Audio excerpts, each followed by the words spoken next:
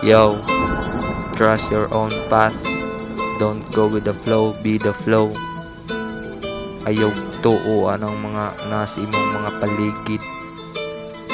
Kay di na real.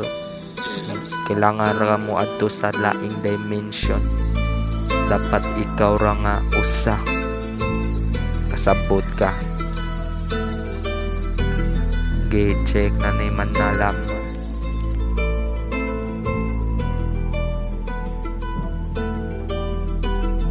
Kinabuhing lumbaan ay pinaspasay sa pagbugsay. Di ba pwedeng hinay-hinay? Dili ko hilig mo sabay sa trip. Lahi kog pamaagi sa kong shit. Ako mawala og pinakalit. Ako nalay maguba sa sirkulong permi na lang gatuyok. Dugo ga buwa-buwa kay ilang pagtuon ako sayop. Sa tuwid ako grado maupay mga taong abusado na unsa naman ning kalibutan na imbis mo sa kabirahon kasi imuhang mga kapwa maong palihog na lang og hawa kay ilang trip sa imuha mapasa. Di ko mo sabay sa trip dili lang. Di ko mo sabay sa trip dili lang. Di ko mo sabay sa trip dili lang. Di ko mo sabay sa trip dili lang. Di ko mo sabay sa trip ngano. Di ko mo sabay sa trip ngano.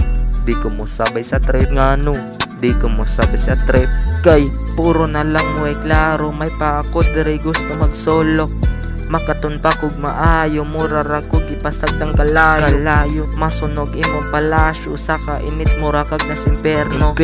Muda ko kog maayo. Dili kadot ang imong istoo. Gipaagi sa paglikid para mawala ang mga kasakit. Yo, nitunob sa akong yuta para na'y maparugan sa pagtumba. Tudloy ang kaugalingon para lang sa imuhang kaugmaon. Yo, dili ko perpekto nga pagkatao. Di lang di ko ganahan mailaw. Wala ba mo kahibaw sa tanang kasakit akong gipangpaw. Himo og lison ang kagahapon para imuhang utok makamatngon. Pukusi ang kaugmaon. Dili lang pirmi ang imong gahapon.